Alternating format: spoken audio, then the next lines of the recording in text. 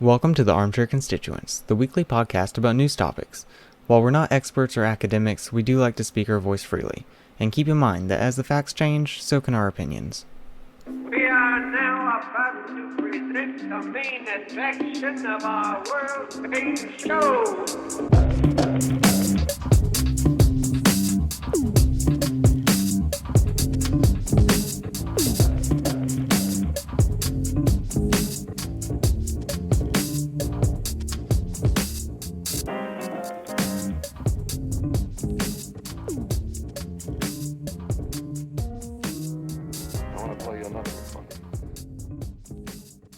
Alright, take two. We are live yet again. This is episode 12 of the Armchair Constituents. I'm Jeff. I'm joined with Kramer, as always. Hello. And yeah, let's just get right into things. We have our updates for this week, short and sweet. We have Russia and Syria, some updates on that. Why don't you go ahead and go with that? Yeah, so a lot of the big things that have come up with this, probably the biggest thing in the news with regards to it is that Russia has said it's going to treat U.S. military aircraft in Syria as targets, and this came a day at the time. It's probably been 3 or 4 days now after the U.S. shot down a Syrian Air Force plane that was targeting pro-U.S. rebels and a couple of drones. So we're downing some of their things. At the same time, Iran is shooting missiles at ISIS into Syria from Iran. This came after ISIS claimed the terror attack in Tehran last week, I think it was, right? And so there's just some long-term geopolitical things are starting to move around now. The U.S. is really concerned that Iran is kind of like what Kenneth Pollock had talked about in his book, Unthinkable. They're just trying to shake up as much as they can to reorganize anything so there's a little bit more in their favor. And with Hezbollah becoming a particularly relevant fighting force in the fight against ISIS, there is concern amongst the U.S. that Iran might create a sphere of influence with Hezbollah becoming more involved in Syria. They have a very active wing in Iraq, and they were founded in Lebanon, so being in Lebanon as well, and potential fighting with the Saudis. I mean the entire war in Yemen is a proxy war between the Saudis and the Iranians. So there's some concerns about that. And the only other update about Russia is last week, I think it was last week, we had talked about the bill that was going up to put more sanctions on Russia, right? And yeah, we touched on it. Yeah. So apparently the bill stalled in the House, and Representative Kevin Brady, who's out of Texas, said the legislation was flagged by the House parliamentarian blue chip violation, meaning that revenue bills have to originate in the House. And he had the following quote, which is kind of interesting. The House obviously will act to preserve the Constitution, or the Senate can take the bill back and make the updates to it and bring it back and move forward in that direction, which is a really weird justification for, look, this bill is unconstitutional and the way that it originated. So we need to do this the right way and have it originate in the House, or you can fix your mistakes and make it a thing that we like, and we'll ignore the fact that it's unconstitutional. I think that's kind of funny. That makes perfect sense. Yeah, so that was just kind of quick with that. I mean, just sort of a few quick things. I'm sure more stuff will come, especially with our final This Week in Trump, which will be a nice little capstone to it that kind of relates back to Syria and Russia. Okay, so next one you have, which you've been touching on every week, which seems like forever, is the gerrymandering case in the Supreme Court. Yeah, I know gerrymandering's super important to Jeff, especially political gerrymandering.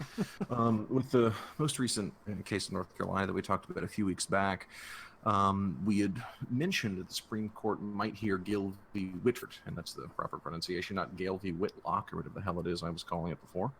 But the Supreme Court has decided they would hear it. It was announced on a SCOTUS blog the other week, and this is potentially going to answer whether or not gerrymandering is a political question.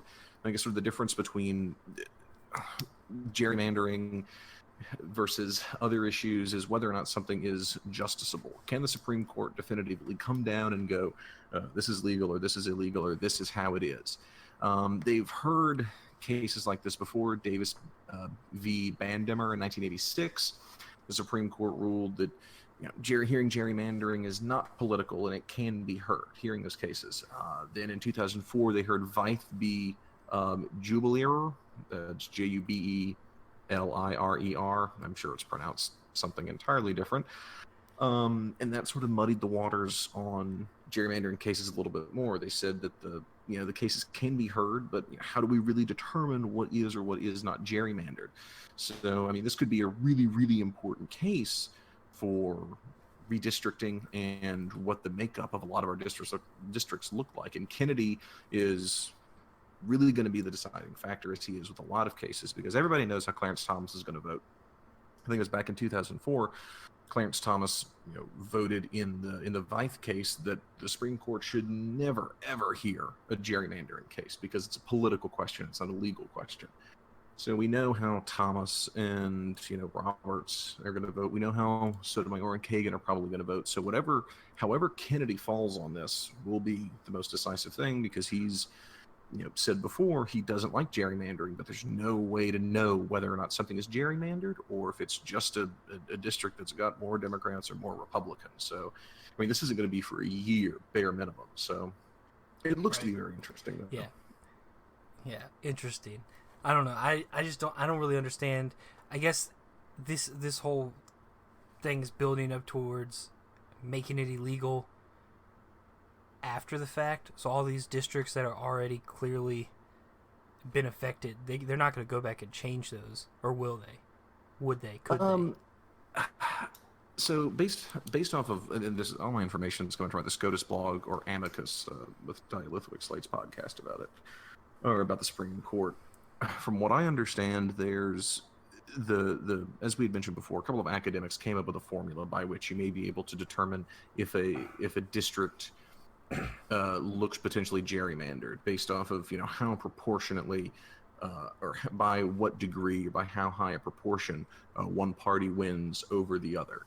And if the district fails this test and you take, I guess, the historical and the all other contexts into account, you may be able to, in theory, look at districts all over the country and go, wow, Republicans are winning like crazy here.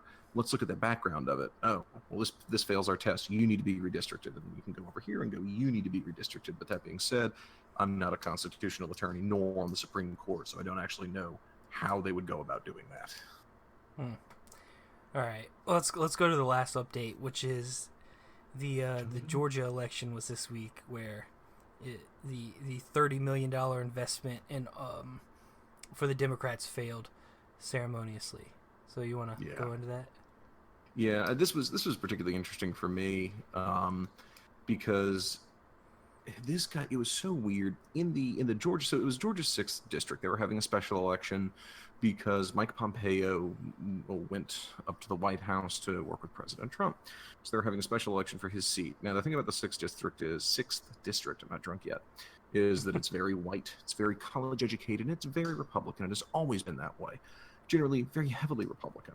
But Trump only won the district by 1.5%. And for some reason, the Democrats and some of the media at large decided that this was going to be the big symbolic battleground where John Ossoff was going to face off against Karen Handel, and this is going to be what the district that determines the direction of the future of our country forever. We're going to ignore local political issues, and we're just going to view this entire thing in isolation as a symbol. And it was super dumb to do that. Ossoff lost. Karen Handel carried the district by 5.5%. And the Democrats wasted $30 million so that they could once again pat themselves on the back and go, hey, we put up a really good fight. It's a little ridiculous. I don't know why people thought this was going to be some referendum on Trump. I mean, local politics are kind of local. And I mean, I took 3 things out of this. One, I think the Democrats are in a huge identity crisis, the same way the Republicans were for the last 88 years. What are the Democrats? Are they your wallpaper sort of just blending in with the background Nancy Pelosi establishmentarians? Are they your populist progressive Sanderites? Are they your more John Ossoff, Emmanuel Macron style neoliberals? I have no clue what the Democrats are. I know what the Republicans are. They're really straightforward. The wings of their party are very evenly split, but the Democrats are just Yeah, it's kind of like zebra camouflage. All the zebras stand together, so you don't know where one zebra ends and the next begins. That's how I feel about the Democrats. The second thing is, I feel like the left hasn't learned a single thing since the 2016 election. In an interview after it, an Ossoff supporter said, "It's very sad," the middle-aged drama teacher told me. "It tells me that despite all the wonderful people I met in this campaign, there are still a lot of people that support the meanness and ignorance and tearing each other apart." I feel like the Democrats haven't learned a fucking thing. Not everyone with an R by their name is a white nationalist or a populist or in anything. Sometimes they're just a Republican. But they're part of a different tribe, so they have to be bad. Yeah. Wait, that guy's got on a red tie, and I got on a blue tie. Oh, we're gonna fucking fight about this. Yeah, so stupid. The third thing, I guess my third thing that I took away from this is that youth are so fickle, it's almost hilarious. A year ago, everybody our age was just all about some Bernie Sanders reign, the sweet democratic socialism down upon me. And I, and personally, if it was a Sanders Trump election, I might have voted Sanders, maybe, but I don't know, because that eventuality never came to pass. But I swear to God, less than a year later, the same people that were all up Bernie Sanders' left-wing populist asses are up Emmanuel Macron and John Ossoff's asses. And they're singing the praises of neoliberalism all over again, like they're Bill Clinton. Like, those are two diametrically opposed ideas. One of these things is populism, that, the common man, all that stuff. You could probably read our blog post that touches on populism and get a good idea for it. And the other one is neoliberalism. Those two things hate each other, and I feel like all young people are just seeing, oh, well, that guy doesn't like Trump, and neither does that guy. I bet these two things would get along, and they just don't. Like the Democrats rightfully should be upset because they thought they could win. In a very heavily Republican district, when statistics, they made a bigger deal out of this than they needed to be, and they blew $30 million on what seemed like a pretty boring dude. Well, you have some strong feelings on this. I tend to love things or hate them. I'm really not sort of a gray area guy. Well, I mean, Except did you that's think entirely bullshit? Did you think Ossoff was going to win this? Because I mean, I never said it because I didn't really. It wasn't something that was going to affect me personally, but I never felt like he had this great ground to stand on. For me, it was one of those things that I just didn't know. It's not my job to know what the sixth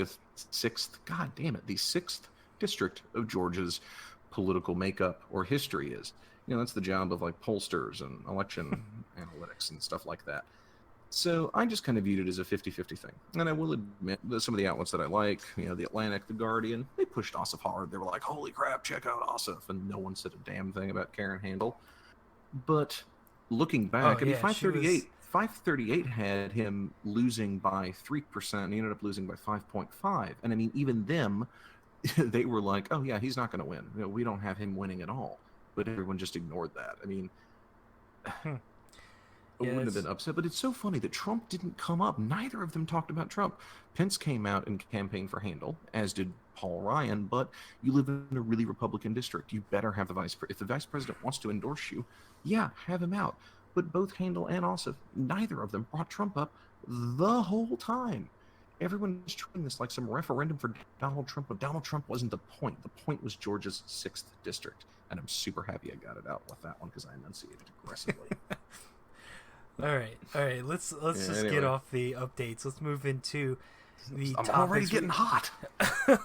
We're gonna open up with the 17 minutes and 20-second shit show. Did you think this was going to be a lot longer? Because I thought it was going to be like an hour-long interview. I was like nestled in, had my popcorn metaphorically ready. Listen, I'm glad that it was only 17 minutes. Yes. I was thinking it would be like 30 minutes because I knew they weren't going to do an hour. There was no way. But I'm glad it was only 17 minutes because it was literally just sound bites of her with Alex Jones while she just talks shit about this sociopath. Which is fine if I didn't already know the stuff you said to him to get him to do the interview. It didn't, like, we talked about it before, and I have points. I have lots of points. on what was 26 to said, be precise. what was said on this in this interview. But we talked about this before, how it was good to get him out there to expose the ridiculousness that is InfoWars and Alex Jones. But I don't think it really accomplished that. At the end of the day, the fact that she lied to get him on the interview and he exposed that, it did nothing to help. The people that already thought he was crazy continue to think he's crazy, and the people that defend him and his conspiracy theories are just found another conspiracy theory that's really not even a conspiracy theory, because she did it. Yeah, she just lied. Look, the media hates us. They're trying to suppress the truth. All he did was rally his own base. That's what he said the entire time. Whenever something was against him, he just called it the media. And she did nothing but perpetuate that whole theory. So this negating that he is a multimillionaire media mogul. Yeah, it was ridiculous.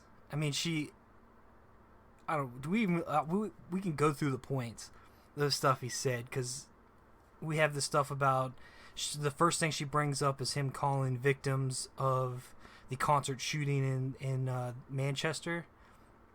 He called them liberal trendies. And she called him out on that. People who were welcoming of open borders. I'm really sure 13-year-olds have thought about whether or not they want an open or a closed border system. She had a point. She says it.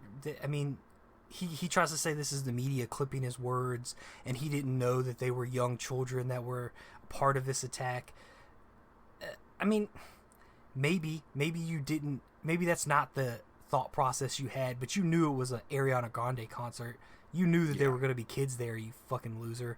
Like, I don't imagine professors from like Tufts University are, heading over to see these concerts. I would say it's a common sense thing, but this is also Alex Jones that we're dealing with. What I found the most telling about this is, the fact that, like we're going to go back to that pre-recording where she says she wants him to come out of people looking at him in a different light, as like possibly a good man and a father figure. I don't remember what the fuck she said. Nonsense. The entire interview was just finding points of shit he said, questioning him on it, and then attacking him in a narrated version behind the fact. Yeah. Like, that's all it was. Like, not that she was wrong in any of these statements, but the fact that you had to lie to get him on there. Why didn't you just do a piece on him? You didn't even need him to be there. Seriously. And like, even when she does try to, because I think there's a couple times in there that she sort of puts up a fight or something. And when they were talking about Sandy Hook, and he says, well, no, I never said that Sandy Hook was faked. I just said that we needed to examine it from all angles. And she just goes, well, come on, Alex. And then she voiceover attacks him, which it's like, I'm not going to disagree with you. I think it's insane to think that Sandy Hook was fake. And then there's an audio clip of him directly going, I thought about it, and this is totally fake, and it's fascinating to me that the only defense that she can put forward is, come on, Alex, come on, you can't be serious. I feel like that interview could have been so much better done if she would have just had the gall to have said, you have said the opposite of that. We know you have said the opposite of that. How do you square this circle, Alex?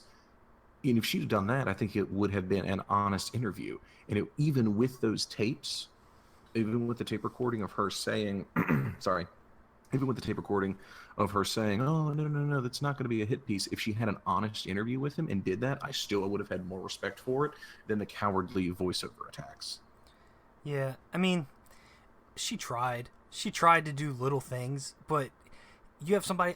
He kept bringing up he plays devil's advocate, and then he blames the media, saying the media is just trying to mince my words. I'm just going off script. This isn't what he actually said, but he alluded to the fact that the media just minces his words. They pick pieces of his segment and they choose not to play the pieces where he's playing the other side of the fence. But that's because he's typically not. He's not playing the other side of the fence. He's also, spewing the thing his about Alex nonsense. Jones is, if anyone has ever tried to listen to him, and I've tried to sit down and listen to him, and I've seen interviews with him, I've actually watched some of his stuff. I had friends that were big fans of his, and I was like, you know what? If I'll try and get it. The thing about Alex Jones is, Alex Jones will have one thought that is 3 hours long. And well, when the man can ramble and go and hit 9 different topics in one sentence. Watch his debates with like Piers Morgan on gun control. I hate Piers Morgan. I also hate Alex Jones. It's funny watching two men I don't like both looking like idiots. It's great. I feel good at the end of the day. I feel smart and handsome.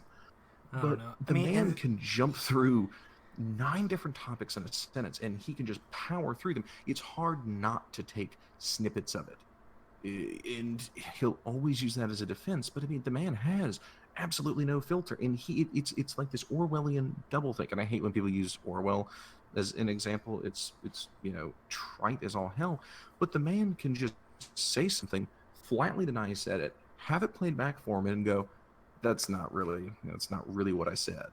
And yeah, well, he tries to claim context, and it's no one ever calls him out on it because the person trying to call him out on it in the first place hasn't listened to the whole thing to actually be able to say if it is context. Yeah, but he does it right here in the interview where he tries to claim that the video footage of children running out of the school with their hands over their head, that he's seen the video of them running laps, leaving the school and running back in, and leaving the school and running back in, and it was just a drill. That's the thing that got me, is he'll say shit and then immediately turn around and contradict himself. I was playing devil's advocate. I don't actually believe it was a hoax, but it was a hoax. Because that clip right there, what he said right there, the drill stuff, he says in the interview with her. He doesn't. That's not a clip. He says that right on air.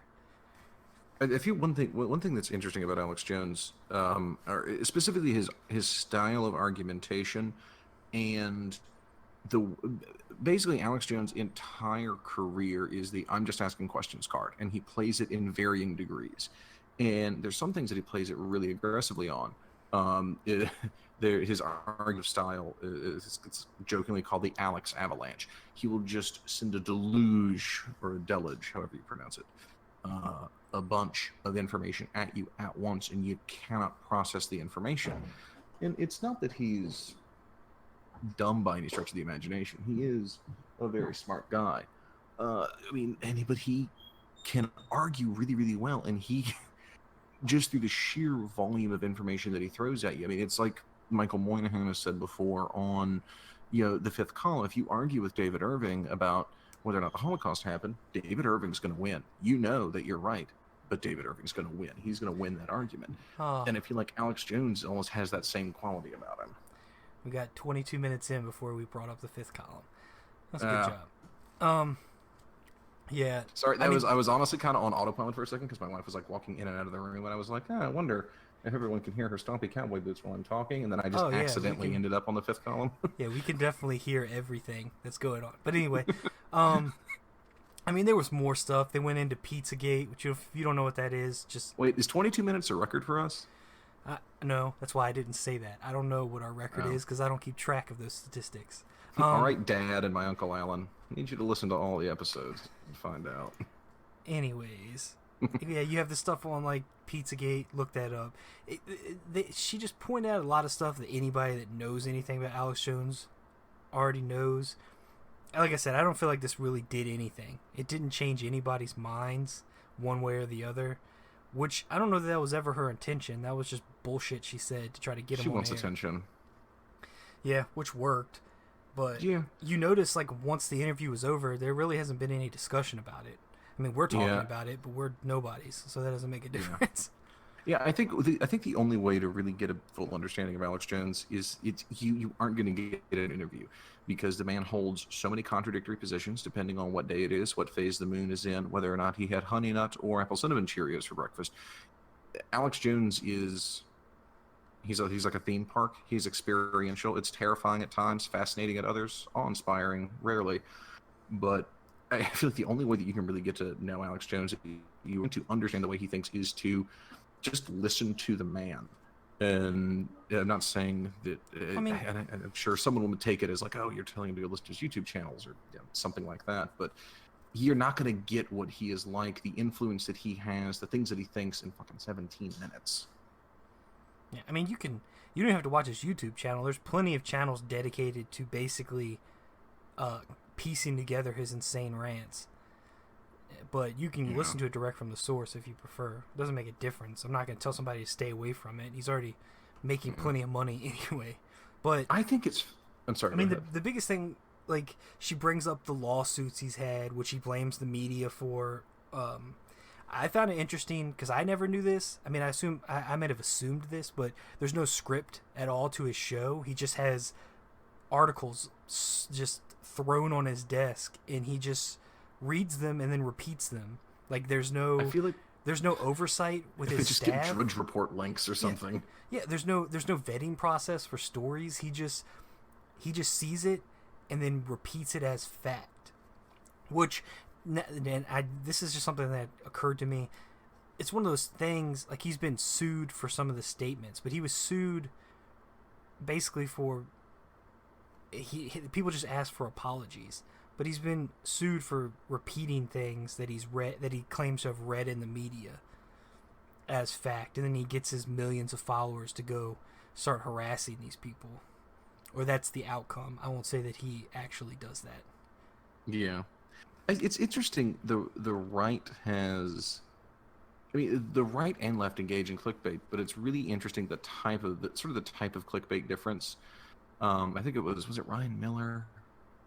Because the guy that was an exec for American Apparel wrote this great book called "Trust Me, I'm Lying" about the modern media cycle and just how you can generate a story that isn't real and trade it up the chain to bigger and bigger blogs so it makes it to, like, Fox or CNN or something. And he spent a lot of time talking about clickbait and things like that. But it's interesting, like the type of clickbait that the underground new conservative alt-right people engage in is fascinating. Just totally baseless claims. Hillary Clinton ate a baby, or she's dying of melanoma or something. Barack Obama engages in death cult, things like that. Like, I think about Mike Cernovich. He will just say things that are blatantly false, and nobody cares. I mean, I know that I find journalists that I really, really like. And if something turns out to be dead wrong about them, they report something that is just a lie or dead wrong, it taints them in my eyes, and I'm not comfortable getting my information from them anymore. I mean, it's one of the reasons that I know that both you and I stopped, reading Reason magazine so much, is because it was just so biased, and it felt like a lot of the same thing over and over again sometimes. And also, they went into a lot of other bullshit where it just got clickbaity and spammy and weird. Yeah. Where they started it's fascinating. Reporting on, like, celebrity gossip and shit. I was like, what the fuck is going on? I stopped paying attention to them. I'll still read them time to time. Yeah, but just it's fascinating that no one holds these journalists accountable. If you can even call them journalists, if you're just making crap up and then going, well, I'm just repeating what I'm hearing, I can't be held liable for it. I'm just a middleman. Yeah, I mean, that's essentially what it is. They ask for apologies, and he gets let off the hook, and then he just runs around making up stories about how the media is attacking him. Like you said, completely ignoring the fact that he's a multi-million-dollar media empire himself. But, yeah. Which I think is always that's what the interview so ends funny. on, is Jones plans to expand InfoWars to more studios, more shows, more employees. I really think that it won't. I don't think it will work long term, because InfoWars is Alex Jones. Now, they have people like David Knight and people like Paul Joseph Watson. And I spent some time with the InfoWars subreddit. I just spent a lot of time on Reddit in general. And it was interesting. Like, a lot of the folks there, like David Knight, they're like, hey, look, here's a guy giving me the same news without shouting at me or trying to sell me a water filter. And Paul Joseph Watson has a heavy following, not nearly as big as Alex Jones's, but on YouTube. But I don't see how it can expand to sort of more stations unless they're just going to broadcast Jones's face everywhere. I think InfoWars is going to live and die with Alex Jones, but that he is almost like Teflon.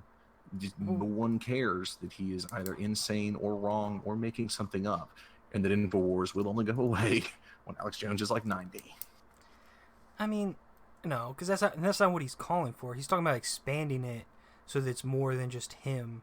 I'm assuming the more studios and more shows would be making it more of a network. I get what you're saying, but I've spoken to people that follow his stuff, and they really like some of the people he brings on, and will definitely listen to it. I don't know that it's going to be majorly successful, but he's doing it, and he's trying to get himself off screen more, from what I've heard. Because he'll have these people that he's talking about giving shows to and stuff, or they alluded to him giving shows to. They will run his show a couple nights a week. He still does. Like they said they said at the beginning in the interview, he does 6 nights a week. But from people I've spoken to that do watch his show, it's more like 4 or 5 nights a week, closer to 4. He'll have somebody else come in and run the show, but I think he's trying. I think he's trying to expand it, and he's going to be more like the CEO than anything else. Which it's whatever. It's kind of hard to deny it when on one hand he's getting millions of views a month. Like he's a massive YouTube channel, and I guess now he's a network that has press credentials to the White House. So there's that. Yeah, that's neat. Mr. President, what are you going to do about the fluoride turning the frogs gay? Do you ever, I guess my final thought on it, it's kind of very broadly, not necessarily just about InfoWars or Alex Jones. Do you ever find a piece of news, or you find a source you really like, you read a couple things from it, and you're like, wow, this is great, I'm learning so much. And then you do a little research on them and find out they're crazy, and you're like, ah, crap. I've done that before. Like I remember I was in college and I found it was like We Are Change or something like that. There was this YouTube media group, and they had this really, really great interview where they caught up to Robert Gates, and it was about the drone killing of Anwar and Abdulrahman al-Awlaki, the first 2 Americans killed overseas by drones, no Fourth Amendment rights, all that stuff. And they're catching up with Robert Gates. And they said, how do you justify killing a 16-year-old American citizen because his father was a terrorist or an alleged terrorist? And he said, well, he should have had a better father. And I was like, wow, that is crazy. And it's live. It's him walking through a hallway. And I was like, that is insane. And I went to the YouTube channel. I looked at their other stuff, and it was like 9/11 is fake, and all the stuff. And I was like, ah, damn it! I told like 3 people today that I watched this. Now they're gonna think. Well, I mean, yeah, you can be crazy and still have a point sometimes. Just not all the time. Yeah. No, I don't know that I've ever experienced that. I do remember in college us talking about that. I actually remember watching that video with you. So there's that. But I mean, I don't know. I don't know that I've ever gotten news source from somebody like Alex Jones. So who knows? That is pretty broad, and I don't know how to answer that question. So yeah, let's. That's just an excuse for me to tell that story, but whatever. Yeah. So I guess I have, because we watched that video together. So we both got our crazy news from the same source.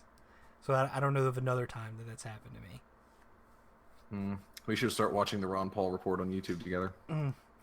Yeah, we can do that, and we can listen to Bernie Sanders. Bernie Sanders. I so want to listen to it. The last one was Elizabeth Warren. I can just imagine the two of them sitting around going, "The banks."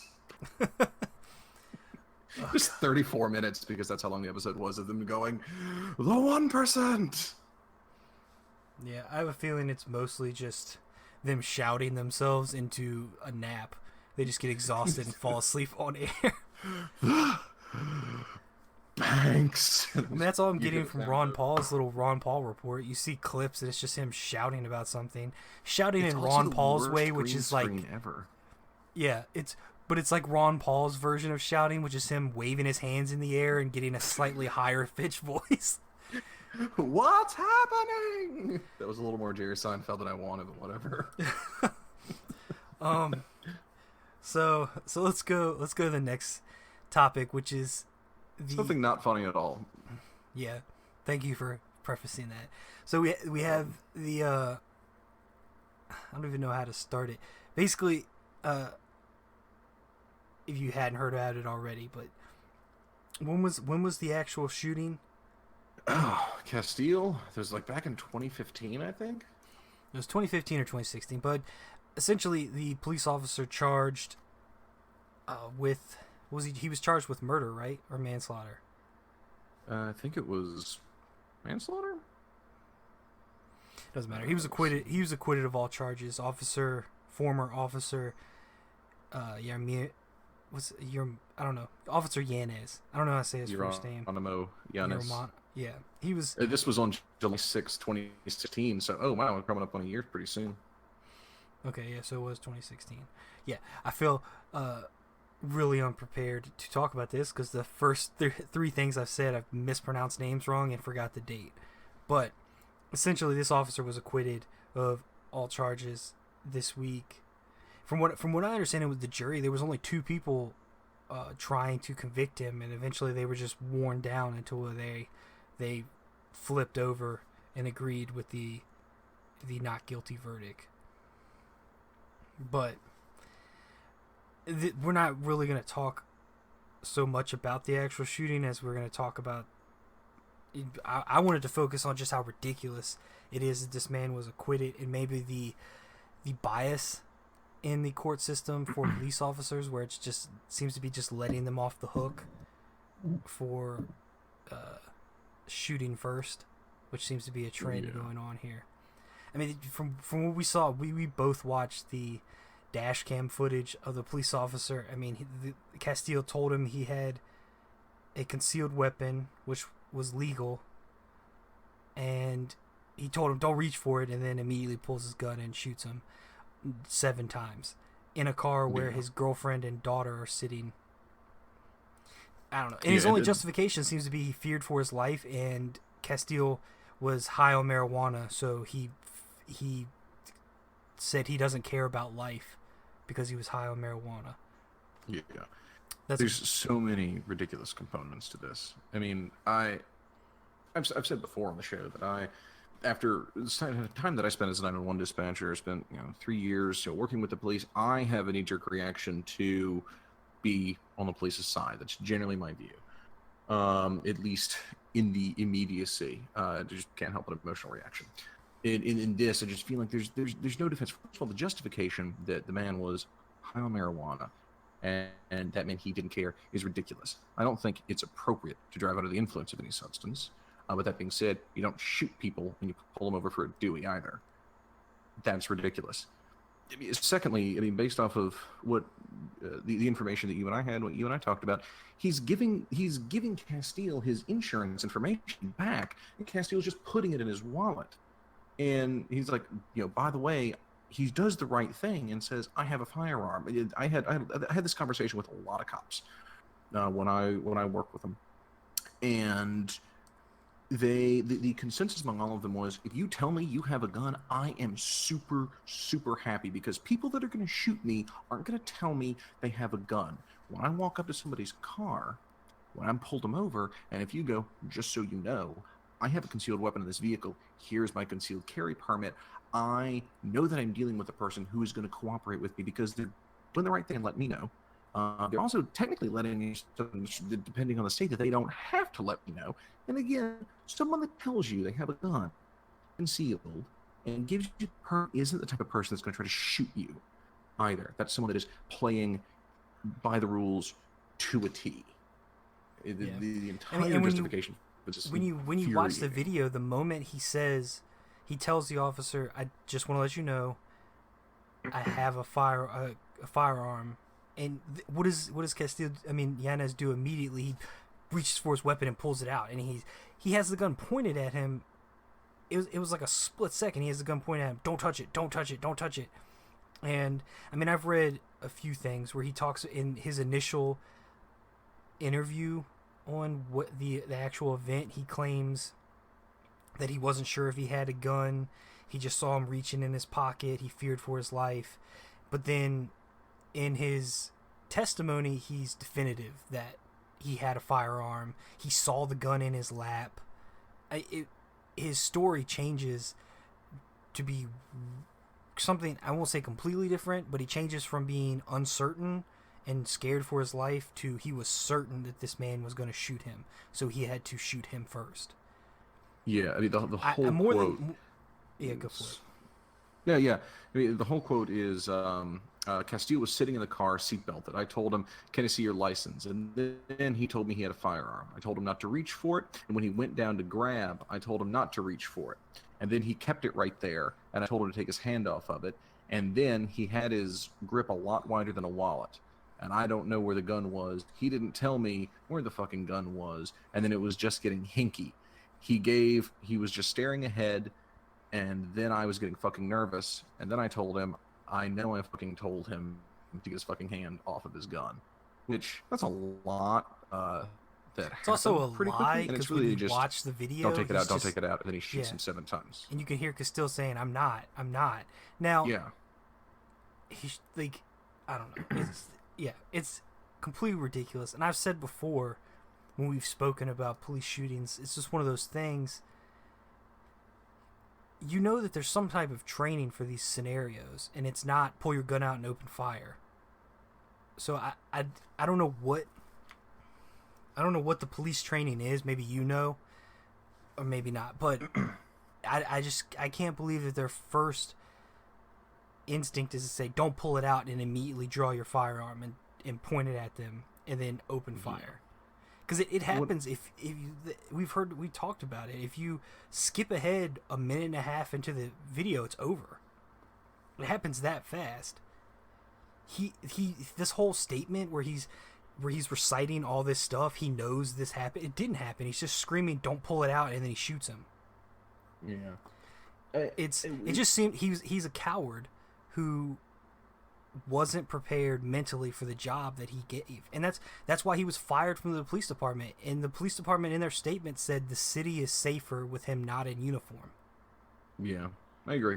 The only justification that I can come up with, and this is playing the I guess the most aggressive devil's advocate that I can think of, is based off of my understanding of my again time working with the police department, is that if a police officer gives you an order, it's kind of the last thing I told you to do is the thing I want you to do. So if I told you to get your wallet, you say, I've got it, by the way, I have a handgun in this hypothetical scenario, and you go, okay, stop moving. A normal person might be thinking, okay, he's just talking about the gun, I'm going to get my wallet, and the cop is thinking, I told him to stop moving in general, brains a circuit board, stop moving. The only rationale I can think of is that when he communicated, don't pull it out, he was trying to communicate, stop moving. And the other guy was just carrying on like a normal human being, like, yeah, I'm not going for my gun, I'm just putting my insurance info back in my wallet. It's the only rationalization I can think of, and even that is a really shitty rationalization. Well, he was, from what I understand, he was going to get his driver's license because he had asked for his license and insurance information, and he'd only given him his insurance information. It's if you just don't do that, things. That's not cooperating. Yeah, I don't know. I mean, from what I understand or would think would be the procedure, it would be as simple as telling him, okay, I have a firearm. If you're that nervous, you draw your firearm. You say, put your hands on the steering wheel. I'm going to open the door. I'm going to get you out of the car, and then we can finish. It's not that, I mean, it's really, this was an overreaction that resulted in a loss of life. And the fact that he opened fire, shot 7 rounds into an occupied car with another person. He didn't hit anybody else. A child. Yeah. And his argument was he didn't say that he smoked marijuana in the car, but he alludes to it. He doesn't have any care for life because he smoked marijuana in front of his daughter. So, but you don't have any care for life either because you opened fire into a car with his fucking daughter. I don't know. He's a coward and a piece of shit, in my opinion. Yeah, I think this he should have been. He should not have been acquitted of these charges. I'm happy he was fired. He deserved to be. I agree with you. I don't think he has. It takes a special type of person to be a police officer. Not everybody can do it. And you have to be good at de-escalation. You have to be good at talking to people. You have to understand ladders of escalation with regards to what is the next thing that you do. You have to have a level of maturity that not all people have, and this man seems to lack fundamentally a lot of those things. It's incredibly frustrating. I think just as as a civil liberties advocate, or a person, or as a person that civil liberties means something to me, and the militarization of the police I find bothersome.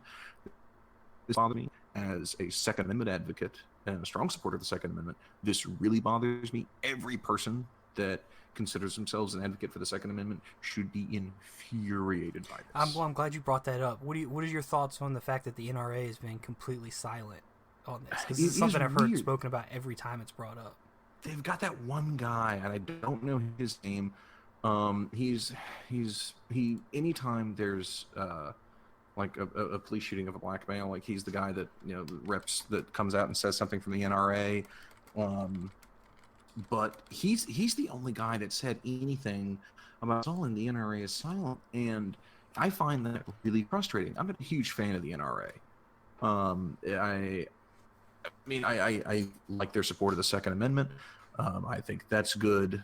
But again, they're one of those groups that only has the one filter, and if you put everything through one filter, that one filter gets dirty and clogged. I'm not a huge fan of that. But I think this is a time when the NRA can make a lot of inroads into saying, look, this isn't a race issue. This is a rights issue, and we are just as pissed off as you are. You know, I'm a little mad that they haven't come out and condemned this wholeheartedly, which they should do. That's kind of what this seems like an easy sell for them to come out and I was gonna say gain votes, but I'm like, I don't know what the fuck that means. But to come out and use this as an argument in their favor, and it just seems to be something they're staying away from adamantly. The only thing I can find that they said was, after the initial shooting, is, quote, "The reports from Minnesota are troubling and must be thoroughly investigated. In the meantime, it is important for the NRA not to comment while the investigation is ongoing. Rest assured, the NRA will have more to say once all the facts are known." And as of the date of the acquittal, nothing, not word one. Yeah, and I mean, then the dash cam footage was released, and you can see exactly what happened. You don't need his bullshit testimony. You can see exactly what happened, and there's that. And then you can go watch the Facebook video of his girlfriend, which is even worse. I'm not sure harder if I can watch that. I'm not sure if I can. I watched it. It's I mean, you don't see the shooting from inside the car, at least not what I saw. It's after the shooting, but you do see him laying there, which is not easy to watch. Yeah. I think also the one reason that the NRA needs to step up and say something is that this has been turned into an issue of race substantially already. And if the NRA doesn't say something, the NRA will be accused of strong racial bias. And it's going to be really hard to defend when they stand up for, consistently for police officers or white Americans in these circumstances. But here's a high-profile case where a black American was killed exercising his constitutional Second Amendment right, and you couldn't be bothered to say anything. All right, so let's move off of Castile. Let's move into this stuff. The reports in Germany of 36 homes raided this week over hate speech on Facebook. I didn't read into what the actual hate speech was. What I went into, they're trying to pass a social media law, which, from what I've read, the people are considering it to be unconstitutional. You looked into this too. Do you know what the actual hate speech on Facebook was? That's what I'm trying to find out now. I immediately just went apoplectic when I found out that homes were raided over right. Facebook posts, so I didn't actually bother reading. So I'm gonna do that now. Okay, so you're the one that brought this to my attention. But I mean, Germany does have free speech, but not really, because they also have outlawed speech, which is not protected by free speech. They also have a law. I don't know how to say it in German. You might know how to say it, Kramer, but it's essentially the incitement of hatred law, which makes it illegal to incite hatred against segments of the population. It's used a lot in cases where people have tried to deny the Holocaust, or they attack a specific segment of people, religious group, race. This is all considered outlawed speech, which is when you brought it up to me about the social media law that they're trying to pass. To me, that doesn't even seem to be a law as much as it is an amendment to the law that already exists. Yeah, But so the one that they're trying to push through right now, they're looking to pass new legislation that would impose fines of 50 million euro, or $55.8 million on tech companies, really Facebook and Twitter, that fail to remove any hate speech, incitements to violence, or other, quote, obviously illegal content from the oh, so platform. this isn't even the social media law isn't something to go against people. They're already using the incitement of hatred law against Yeah. people. This law would be specifically to go against corporations. Yeah, it's the Okay. Social Networks Enforcement Law. Oh, okay. Okay, now that makes more sense. So no, yeah, it wouldn't be an amendment. It would be a completely different law. I don't know that that's unconstitutional either. I mean, if they want to operate in this country that already has this, then I believe they would be required to take it down, right? I Yeah, mean, I mean, we've already seen stuff like this in Thailand. We talked about it a few weeks back, where they're trying to get these pictures taken down, and Facebook took them down, or yeah, I at mean, least a portion of them. if you're going to operate a business in a particular country, you have to adhere to their rules. This idea of extraterritoriality, where your rules don't apply for me because I'm based out of Canada or I'm based out of the United States. I mean, if you're going to operate in an area, you have to adhere to their laws. And I think you're 100% right. I mean, these laws, according to German laws, are perfectly legal. I don't like them, but they're perfectly Oh yeah, as legal. Americans, we look at And this and go, "This is fucking absurd." You're raiding people's homes, but I mean, and you brought up Canada right there. Canada has similar laws to this, where you can be brought up on charges for something as simple as not referring to somebody with the gender role that they choose. And Britain and France said last week, I'm just reading this now, said that they were considering imposing fines on social media companies that, quote, fail to take action, unquote, against terrorist propaganda or other violent content. Yeah, I mean, we've seen similar stuff like this It's happened in America where not advertisers are pulling out of YouTube over their commercials being played over top of white supremacist videos or terrorist videos. Yeah. This isn't. I mean, we I just think, don't have legal action against it in the United States yeah. because of what it would mean to do. But I guess I kind of want to separate, I guess, the YouTube angle of it versus sort of a I'm being law. really broad with the thing. I already went Yeah. into Canada for some reason because I wanted to. Germany, Canada, whatever. But I think the way that advertisers on YouTube are handling this is an appropriate way to do it. I like the market. Market forces are cool. If Clorox doesn't want their name associated with, whatever, I can't think of a white nationalist group off the top of my head, the Aryan Brotherhood, whatever. If they don't want to be associated with that group of people, perfect. Pull your advertising, your claim as to why you're doing it, and if enough people do it, they'll stop doing that thing. I think that is a much more reasonable. That is society working together to solve a problem without a law. What bothers me more about it, and I'm sure this will come as a surprise to no one that bothers to listen, is that when they just talk about what the hate speech, what the hell is hate speech to begin with? I mean, like you were talking about, if you use someone's incorrect pronoun, Patton Oswalt can't keep up with people's pronouns. You know, I find Well, I that mean, I find that we're very. getting into. You want to get into Canada's laws? They're so ass backwards it doesn't make any sense. I mean, they have a council set up to fine and jail people for what they consider to be microaggressions. That's what they are. You can get in trouble for very tiny things in Canada. I want to actually research it sometime, so I'm not going to keep spewing this stuff. But Yeah, I mean, Canada sounds like the North Korea of North America. Good God, oh god, let's put that on a T-shirt. the North Korea I mean, of North America. from what I saw under this law, it's essentially it's something to come out. It's post World War II Germany where they want to combat this history that they have. Yeah, I get why they have it, but at the same time, you can't really claim to have free speech, but then have outlawed speech at the same time. It's just one of those things. Like, you have to take the good with the bad if you want to have a free society. I agree, and I think this kind of touches on something that we may have touched on it last week, when we were talking about some of the free speech stuff going on with the left. Obviously, we get why Germany did it. I mean, copies of Mein Kampf, any Nazi paraphernalia, all these things are banned in Germany, and I get where the heart is coming from. And I don't think it's inappropriate, granted that in the grand scheme of history, this was 4 minutes ago. And that people that lived through that are still alive today. I don't agree with it necessarily. I think the end result isn't very good, but I get where it's coming from.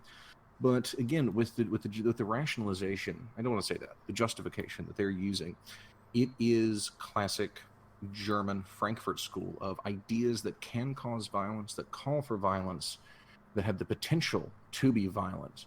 It is perfectly justifiable to suppress those ideas. I mean, this is textbook to a degree, some of the things that we're seeing from some of your more aggressive leftists in the United States. But it's just coming from governing bodies, not people and, black balaclavas. Right. Yeah, I mean, that is really hard. I don't know if they're going to... I'd be interested now that I know what the social media law is, whether or not that is considered unconstitutional. I can't imagine that it is with the laws they already have in place. But... I mean... I'd imagine that Facebook and Twitter have some lobbyists there, or whatever their version of lobbyists is, to make sure this doesn't happen. Yeah, I mean, even in the United States, we have the FCC that imposes fines on groups of people. So, even by our standards, but they're not imposing fines on social media outlets that somebody posts something they don't like and then they get fined for not taking it down. That doesn't happen. I think my biggest... Even in the case of YouTube, the reason advertisers pulled out is because YouTube's algorithm that was flagging things wasn't strong enough. And YouTube's response, Google's response to it, was to make it twice as strict, to the point where if you're reporting on a terrorist attack, you can be you're flagged and demonetized. That's how it works now. And it's making it impossible to make any money on YouTube. Because even if, I watch Philip DeFranco, all of his videos get flagged, and he's just reporting on it. Well, he's not. It's just one of those things. You either have to go far one way or the other. There is no middle of the road, it seems, with these kind of issues. Yeah, I think what bothers me about this is again, it's going to be the end result. Is that I think it is going to take people that have these ideas that are considered, and I'll be super skeptical, quote unquote hateful, or they engage in quote unquote hate speech, and it's going to embolden them further, because you are driving... Bad ideas are mold. They are mold, and they thrive in dark, dank environments, and when you expose them to the sun, it helps. And when you have people making idiots out of themselves, they can be called out in public, then you have society rectifying bad behavior on its own. It's like a school of fish that all swim together. And if you swim the wrong way, well, you either get eaten or you figure out the proper way to swim. That doesn't sound very individualistic of me, but it's a decent analogy. I mean, that was an elaborate analogy. I get what you're going for. But at the end of the day, these laws aren't changing. At the end of the day, these laws aren't going to change anything. They're not going to stop this from happening. And if anything, I mean, they'll stop it from being out in the open, but most of it is not happening out in the open. Just because you can't see the tumor anymore doesn't mean anything. All right. Sorry, I mixed metaphors a lot. I mean, yeah, I get the thought process. I think them raiding homes over hate speech is completely fucking insane, and is not indicative of a free society where you say something online, no matter what it is, you say something just negative about a person. It's one thing if you're running around talking about, I'm going to go kill this person, or I'm going to go kill these group of people. Maybe that's a little different. But if you're just saying something mean, or I'll say disgusting, I mean like racial slurs, your home being raided, that seems a bit excessive.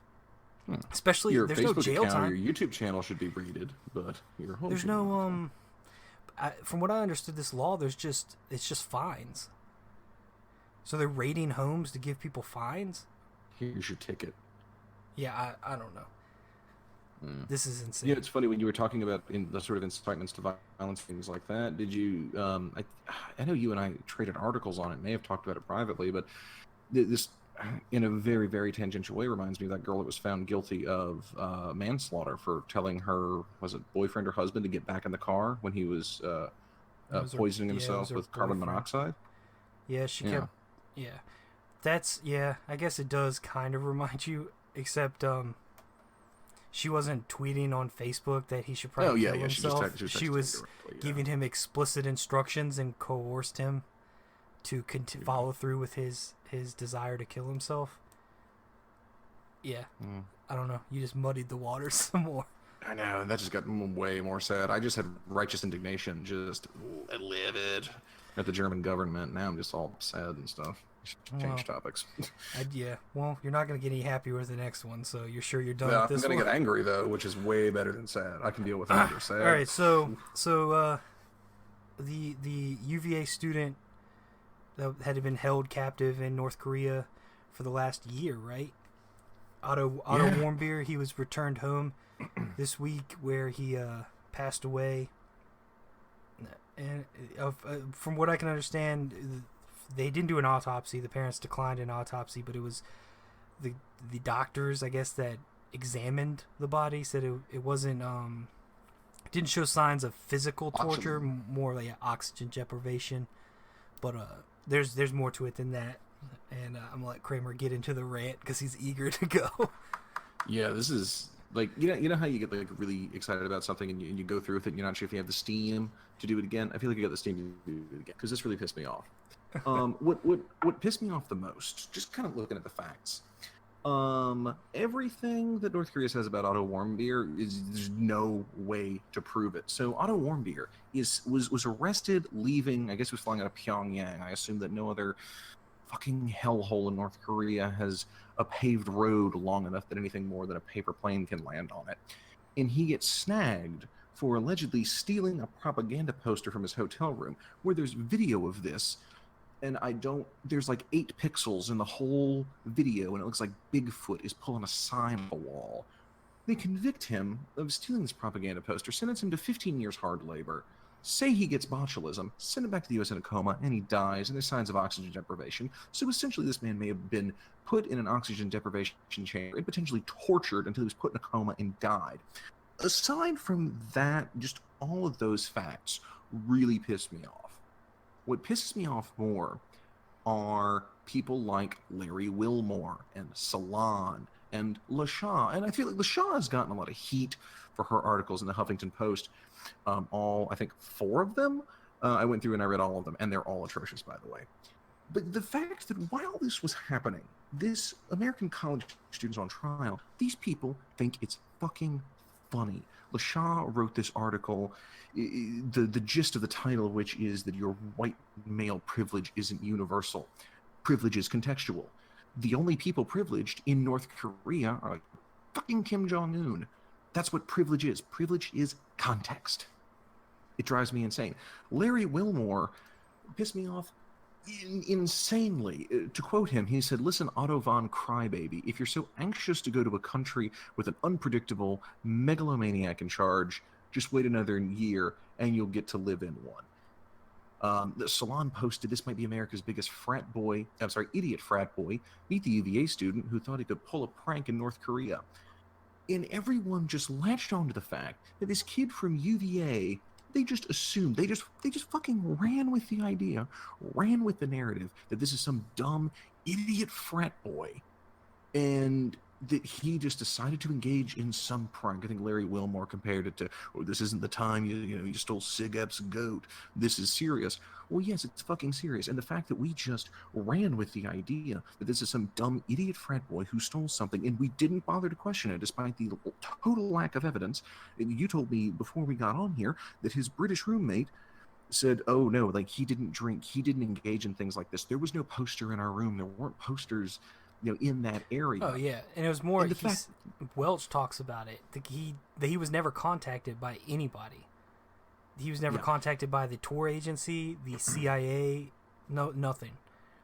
They just. But the fact that these people say these atrocious things about an American who's stuck in fucking North Korea in jail for 15 years, and no one cared. No one gave them crap about it. Huffington Post refuses to take down the article. I think they've edited some parts of the more egregious, some of the parts that have a slightly more egregious tone to it. But the whole thing, she literally says, she compares this guy being imprisoned in North Korea for 15 years on a false crime. She compares that to, you know, being a black female every day in America. And I'm like, that's like, I understand being a black female is something that I, as a white dude, am never going to understand. But I'm sure it has challenges that I will never understand, more challenges that it is than I have as a white heterosexual male in the United States. But you cannot fucking compare that to forced labor in a totalitarian state and, being tortured to death. No one seems to care that she said this thing. Larry Wilmore at least had the decency to come out and apologize. He said, I would never try to defend doing this comedy show against the loss of your child.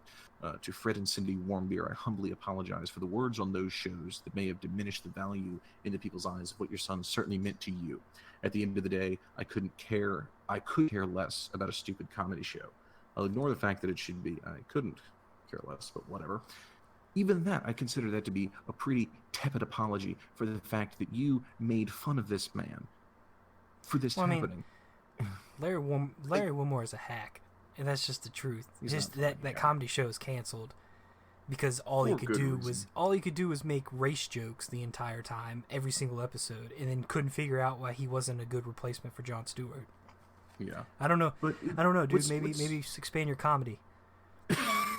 What's the most interesting is that at least LaShaw had the gall to come out and say she thought it was a good thing.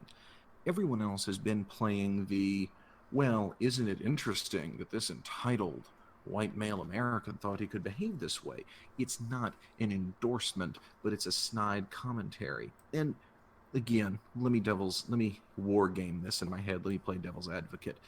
Maybe sometimes something is unconscionably bad as being sent to a North Korean labor camp for 15 years is so unimaginable in how awful that is, that the only way you can process it is to make fun of it. Like I've said to you plenty of times before, Mel Brooks said the only way to take down someone as evil as Hitler is to mock him. Maybe the only way that we can process something like that is to make fun of it. But even that cannot rationalize that. I mean, I feel horrible for this guy's parents who sat around for a year and had late night comedians making fun of him for something he probably didn't do, and to have other peoples on the fringe left of the media say that he deserved it. It seems unimaginable to me. Unimaginable to me what those people felt.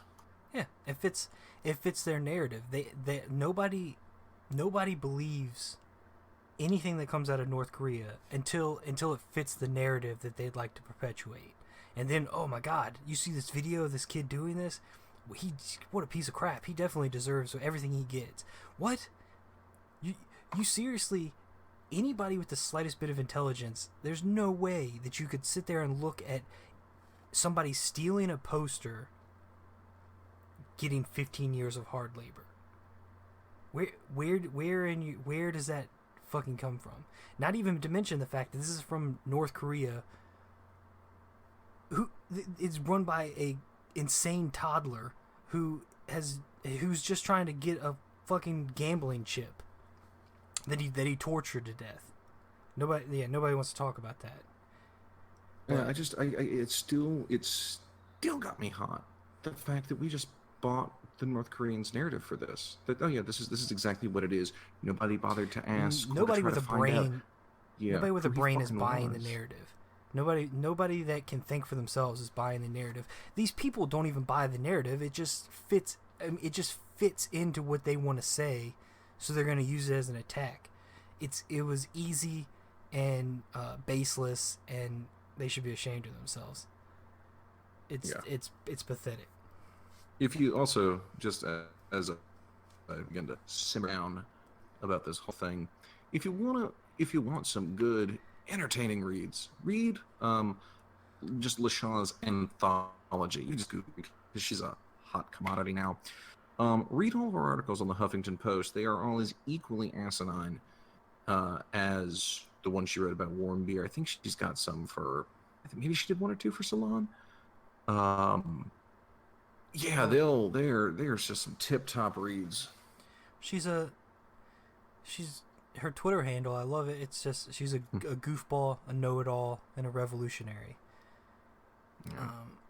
And a piece of shit. So there's that. I wear a pink Che Guevara t-shirt, ironically.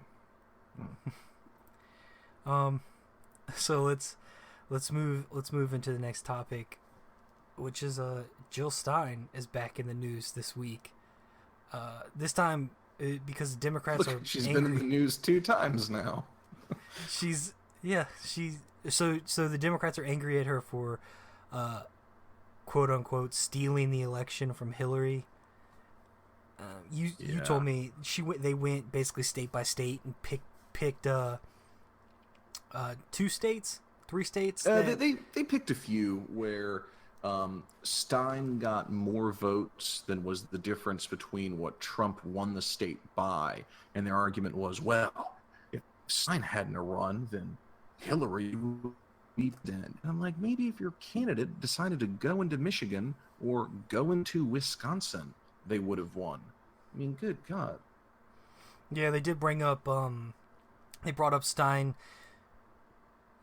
going to the RT dinner, essentially saying she collaborated with Russia. Oh yeah, that. There was a lot of that.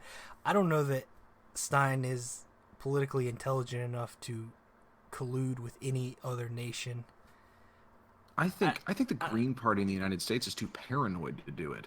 Like, the Green Party that we have isn't cool. Like, hey, let's just like cut down on carbon, and like I'll be able to wear a hemp shirt and drink raw milk, because I'm all on board for all of those things. I think they're all phenomenal if we do those.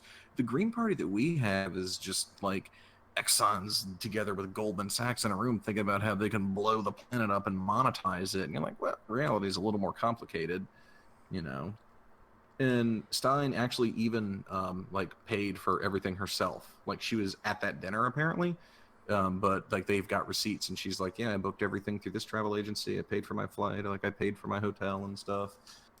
It's ridiculous. And it makes the Democrats look so whiny. It looks like a lot of conservatives think that the investigation with potential Trump-Russia collusion is witch hunt. It's a political game because the Democrats lost and they're upset. And every time I hear this, I go, "That's a silly argument. There's plenty of evidence." But now, some people on the left make this statement, and I'm like, "Gee, you are not helping me defend you. Like, I'm trying to help you, left. Help me, help you. Keep your mouth shut, please." I think the biggest reason I bring this up is that you and I are both big third-party supporters.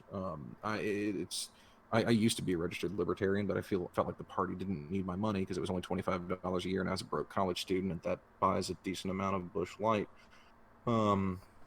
Just kidding. I have good beer taste. But I'm a huge supporter of third parties. You know, from the Justice Party, Rocky Anderson, Virgil Goode, Gary Johnson, Jill Stein when he ran. I liked Robert Sarvis in Virginia too. It drives me nuts, the constant narrative we get. It's like the few things the Republicans and Democrats can agree on is, one, it's totally okay to sell guns to foreign countries as they continue to finance terrorism. 2, budget doesn't really matter. And 3, third parties will bring about some Weimar Republic scenario where nothing good ever happens. And it drives me nuts, that narrative. When people make those arguments, and the argument that I take away from the left when they're mad at Jill Stein for having the audacity to mount a candidacy that wasn't in line with the Democratic Party and could have potentially siphoned voters away, is like, what do you want? A less democratic system? Is that what you want? Would it just be easier if one fucking person ran for president? Like, yeah. Good God. No, that's exactly what they want. Dang, we would have won if Trump didn't run. There's a reason that the Democrats, there's really not much difference between the Democrats and Republicans. They have their own little narratives they try to spin, but when you get down to the nitty gritty, what they go out and accomplish is essentially the same thing at the end of the day. So yeah, they want that 2-party system. That's why, I mean, they both do it. The Republicans have done it against the Libertarians when Obama wins. They attack Gary Johnson because he's siphoning votes. They do want a completely undemocratic system. They want their two parties because they can get what they want accomplished at the end of the day with that system. You start adding a third or fourth party into the mix, things get complicated. Do you remember the Robert Sarvis conspiracy theory that floated around Virginia? Oh, Jesus Christ. Oh, yeah. So for those of you that don't know, Robert Sarvis was a libertarian candidate for governor in Virginia back in like 2013. He ended up pulling in like 7% of the vote. And it was 2014, whatever. And this conspiracy theory came out, like Rush Limbaugh pushed it. All of these, like I think maybe Sean Hannity brought it up. But it came out that Robert Sarvis had like $10,000 donation from this guy who had donated to like Obama's campaign. And it was latched on to he was a Democratic shill. He wasn't actually a libertarian, first of all. So that's the reason libertarians shouldn't vote for him. They should have voted for Ken Cuccinelli, that moron. But also that he was just a plant by the Democrats to get Terry McAuliffe in office. And here's a fun stat. There's a poll conducted by Time Magazine, and by Reason, I think in conjunction, 66% of Sarvis voters would have voted for McAuliffe anyway. So, but it doesn't matter. You can tell these people that, and they'll be like, no, that's not true. And you're like, I have stats. Like, here are the poll numbers, and they're like, nah, that's not true. Libertarians cost Republicans election again, bringing about communism. That's always the story, though. Like, at the end of the day, the Republicans try to claim that libertarians are siphoning votes, and when you actually look at it, a lot of the time, if they didn't vote for the libertarian candidate, they would have voted Democrat. Yeah, like the old school libertarians, yeah, they were fiscal libertarians that really didn't care about social issues. The new people that vote libertarian are much more interested in social issues. Social issues are, to me, 50% of the reason I vote for someone, because policies are generally split between social issues and economic issues. It's split down the middle. So social issues are much more important in general today, but also the libertarian voter are taking these social issues into account. Old school libertarians, those were around in the 70s, they're like, you know what, that guy might not like gay marriage and might think all these drugs should be illegal and, thinks all this other weird stuff. But yeah, he's really in free. Modern libertarians are like, oh yeah, he's into free markets and that's cool, but I think gays should be allowed to smoke weed and defend their marijuana plants with guns. I don't know why we can't have all of these things. Something about a utopia, I don't know. Well, on that note, let's go ahead and shift. Let's go ahead and shift to the what is it? The Better Care Reconciliation Act of 2017, or the American Health Care Act, Part 2. Yeah, or just the exact same thing, because that's exactly what it is. So different fucking name. The secret committee of Illuminati released their healthcare bill this week that they've been writing in private for how long they've been doing it? 2 weeks, week and a half, something like that. Six millennia is what it feels like, but I don't know. I age in dog years. There's a couple changes. It has work requirements for Medicaid. Planned Parenthood cut from Medicaid for a year. They've what is it? Something to do with opiates. Yeah. So one of the big criticisms I've heard about, it is funny. I heard this criticism before the Better Care Reconciliation Act was put forward. So this is, for me, just more evidence that this is the same bill. It's like they photocopied it, did it in a different font, and switched a couple bullet points. Did it in 13. Yeah, flipped some stuff around, italicized and bolded some different things. They're like, it's like a college freshman's attempt at plagiarism. Yeah, if you make the period 14 points, you can't even tell that the periods are in 14 when the rest of the paper's in 12. Look at that, you got an extra page. But I guess back to the actual point we're trying to make. So there's a lot of the cuts that are coming to Medicaid are going to hit drug treatment programs. As I'm a person that thinks you need to treat drug addiction like a public health issue. Portugal is a great example. Don't want to get into the whole Portugal thing. Portugal decriminalizing everything, and they have their addiction and overdose rates plummeted relatively quickly. That's about 13 or 14 years ago. But a lot of the public funding that we have for drug treatment programs gets cut, and this is really, really going to hit opioids the hardest. which is funny because when Trump's out on the stump, I'm going to patent that, he talks about opioids. I mean, you remember when that reporter in West Virginia got arrested for bothering to ask Tom Price a question? They were there talking about opioids. Trump has been out talking about how opioids are such a problem, and he's drastically cutting one of the biggest sources of drug treatment specifically for opioids that we have in the United States. Well, just to put it out there, Trump did call this healthcare bill mean, so there is that. I forgot about He's that. not exactly in favor of this. He's not I going to think publicly say that.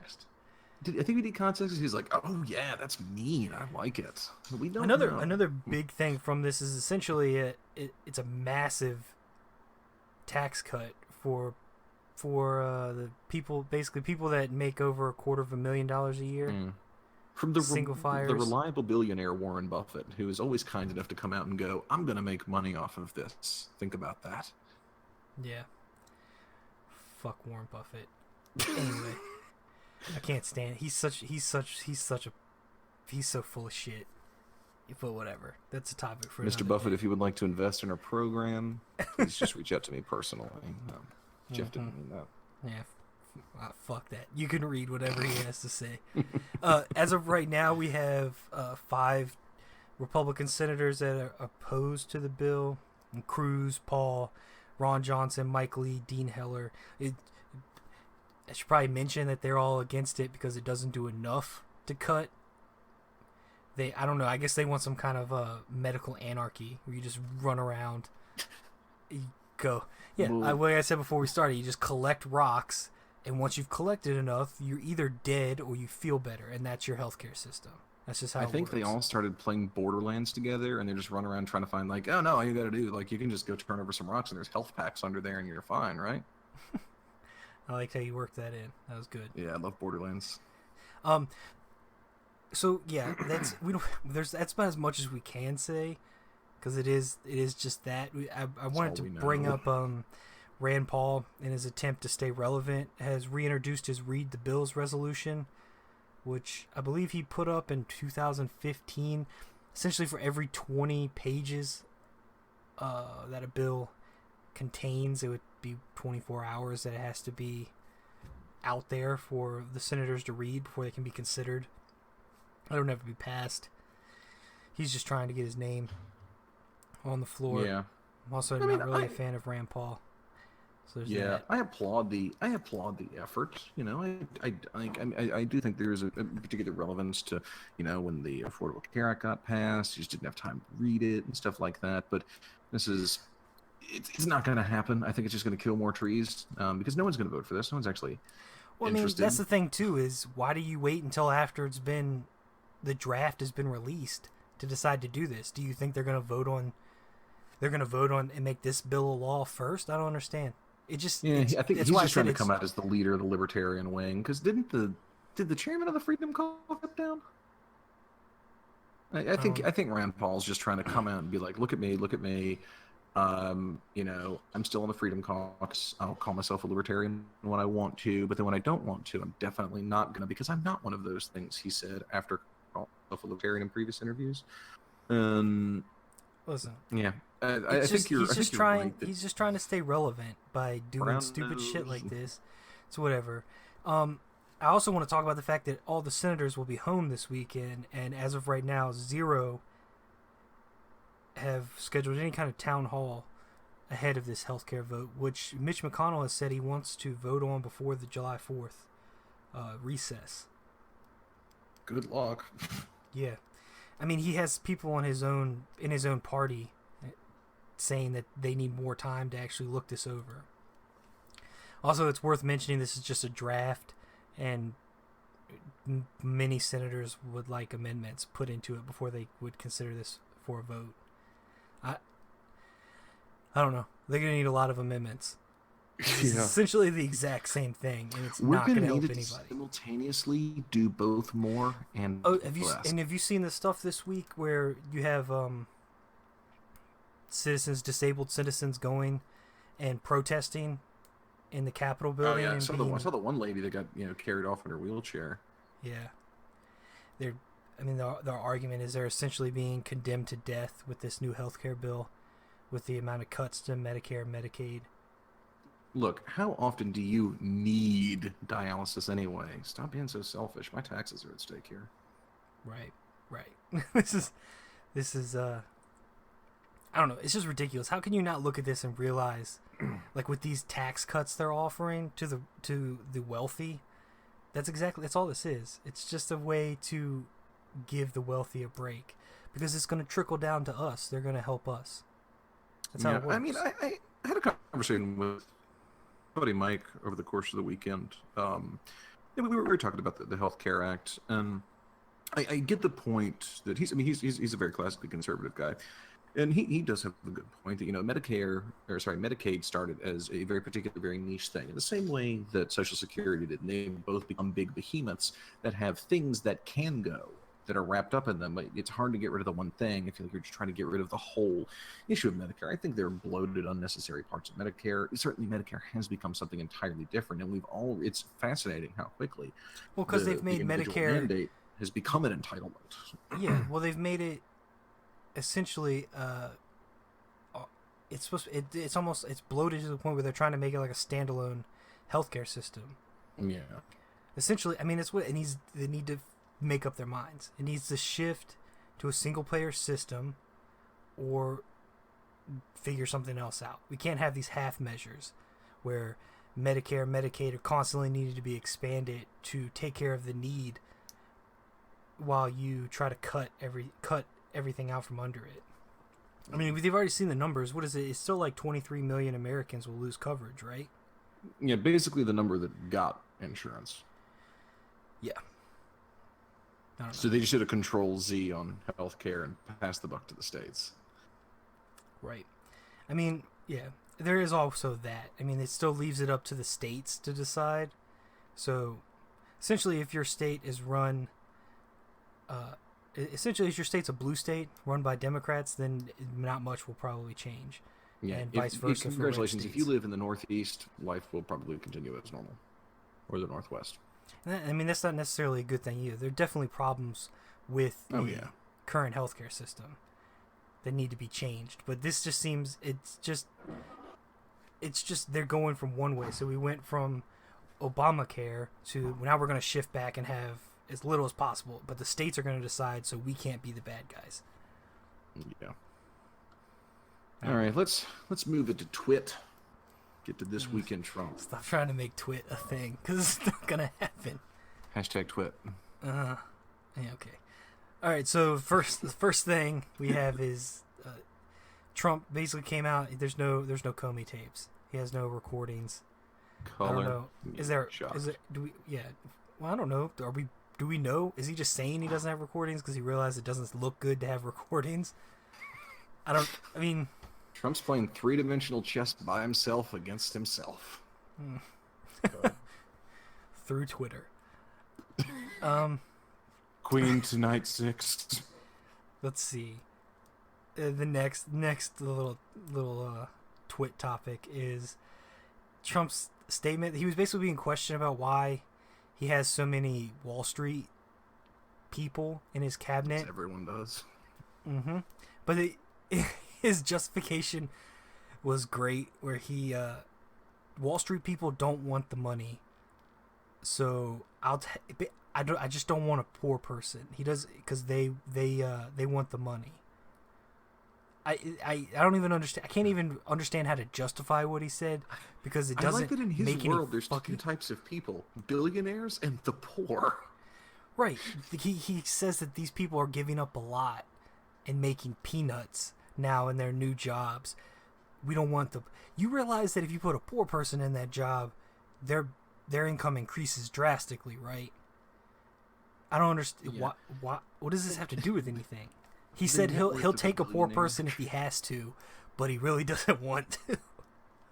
Congratulations, lower middle class Americans. You're the last. It's also worth mentioning, while on the campaign trail, he said quite a few times that Goldman Sachs had total control over Hillary Clinton. And not an untrue statement, but no. But then he hires let's see, Donovan and Cohn, Munchin. You have plenty of people. He hired all these 4 More than zero. Yeah, he hired 4 executives from Goldman Sachs to cabinet positions. I feel like it's similar to Alex Jones. Trump just says things and then he forgets it faster than anybody else does. And he just does the next thing that comes to mind. All right, next. I just imagine Trump's brain is like a hard drive, just like like a computer that's been corrupted with taskbars when you open Netscape, and he's just like trying to delete stuff to save room, so he's like latest text file, delete. So every cartoon ever that's had any kind of internal monologue. Thank you for that. Trump signs the VA whistleblower law. This law essentially allows protections to people that come forward about mismanagement in the VA. Makes it easier to fire those people responsible. This isn't really a negative this week in Trump. Yeah, I think this is the first positive thing that we've had with this week in Trump. I don't know. We might have said one other thing about him that was positive. But it's whatever. You weren't an idiot today. It's a pretty neutral statement. Back to the shit show. Trump tweeted this week. Essentially, well, he tweeted this week. Let's just say what the tweet was. Since the Obama administration was told way before the 2016 election that the Russians were meddling, why no action? Focus on them, not T! Exclamation point. Essentially admitting that himself in the third person by a letter. Yeah. Well, unfortunately, this is where he refers to himself as. He also refers to Obama as O if he doesn't have the character space. So there's that. Yeah. He basically admitted that Russia did in fact tamper in the elections, even though he said multiple times this is all fake news. I could just imagine, like, I don't want to imagine Kushner explaining it because Jared Kushner might need sock puppets to explain it. But I can just imagine, like, Reince Priebus sitting down with the president and going, "All right, sir, do you get how you just said the thing that you didn't say happened? And then it's like 20 minutes and you're finally like, oh. I mean, the sad part is this man has more lawyers working for him by the minute, and they still can't stop him. Just take his phone from him. He has enough people stop working praying for him. Grandpa. He's too strong. It just, I mean, it just doesn't make any sense. Why, like, this is why when people try to claim that this man is intelligent, just point to this stuff. Because someone that's intelligent can think far enough ahead to realize the consequences of what they're about to say.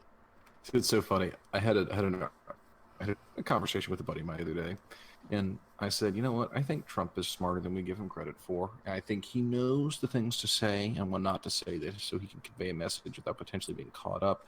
I think he's pretty crafty. And my buddy was like, "See, I think it's the exact opposite." Like, and he's a conservative friend of mine. He doesn't like Trump, but he thinks Trump's better than other option. So Hillary.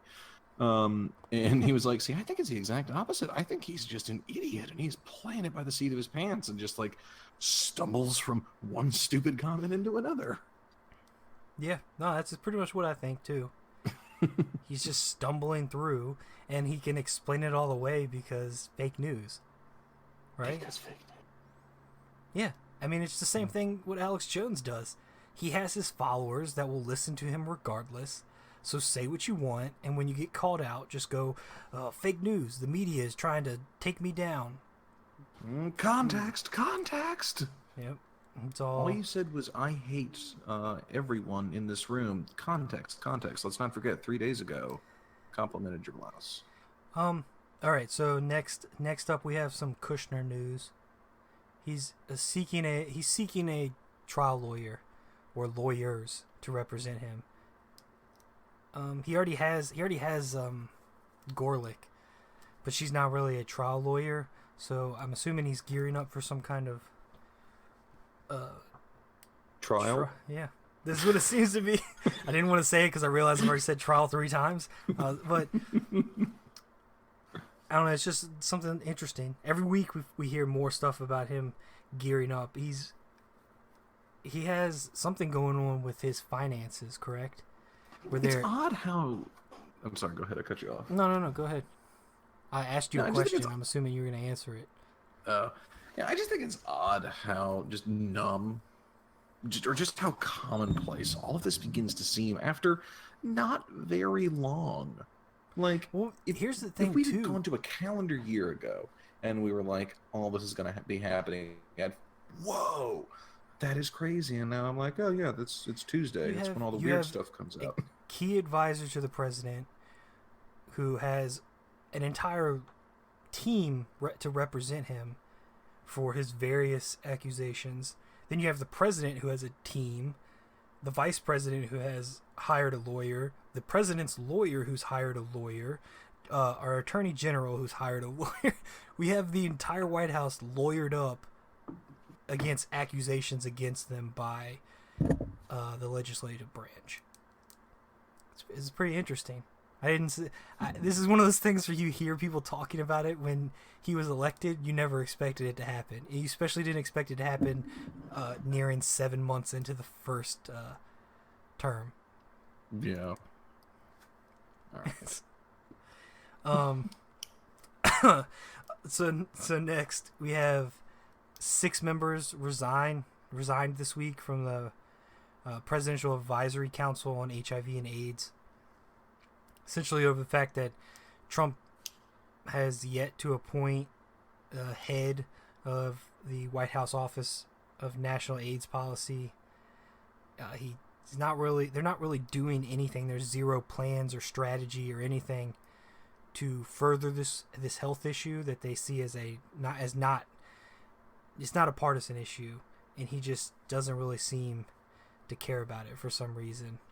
I just found this interesting, especially on the heels of the healthcare bill being the draft being released. Especially considering, also, I mean, the 8 years that we spent under George W. Bush, that man funded AIDS research like crazy. Like, Republicans had a good name in AIDS research. I mean, like, good for you. Bush was a partier, right? He needed to make sure that he was covered in case shit hit the fan. It's just self-interest. I don't know. That's probably why Trump has no desire about it. We have, right. Let's go.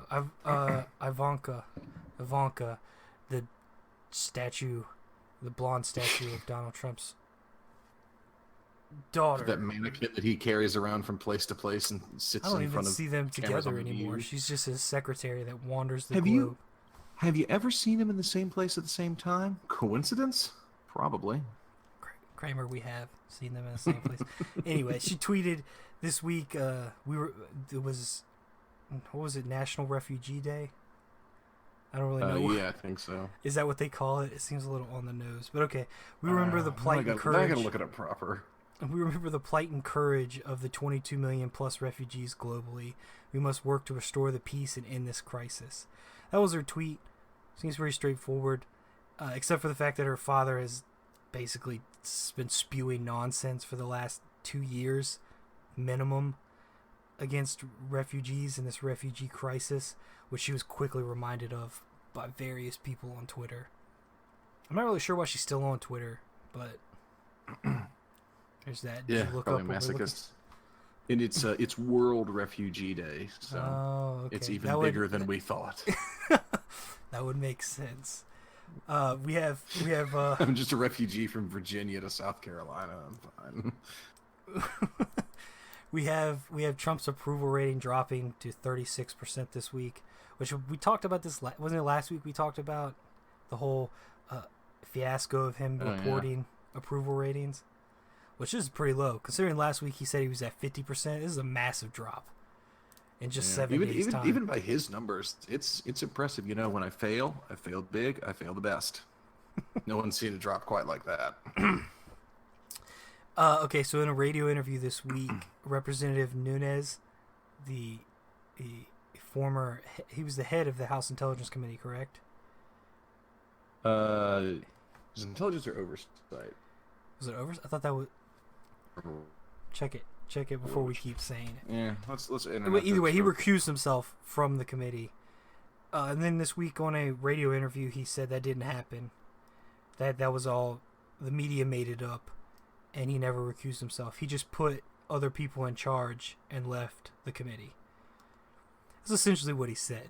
He also claims there's no evidence of any collusion. doth speak all over again. How he referred to Jones engaging in double speak. Nunes. I feel like exactly. So first of all, let's assume that this is true. The media created the narrative of you leaving, and you just went, okay, that sounds cool. Well, when you read his actual quote, this is what he says. First of all, I never recused myself. This was essentially made up by the media. What I said was, look, fine, you guys want to accuse me of these things? Come in, take a look. You can see I didn't disclose any classified information. So it was a bogus attack by left-wing groups. Then what happened was the media began this narrative I had recused myself, when in fact all I said was, hey, I'm going to just temporarily step aside from leading this. That's recusing. I did not recuse myself. I put Gowdy, Rooney, and Conway in charge. What would you have happening here? Okay, hold on. Let me start that again. And what you have happening here is the media likes to repeat this because the media is trying to discredit me, because the media knows and the Democrats know, and the past Obama admin knows that I know who was doing the unmask. I don't know what the fuck that sentence is trying to say. Basically, he says the media, the Democrats, and Obama know that he's trying to unmask people, so they're trying to take him down.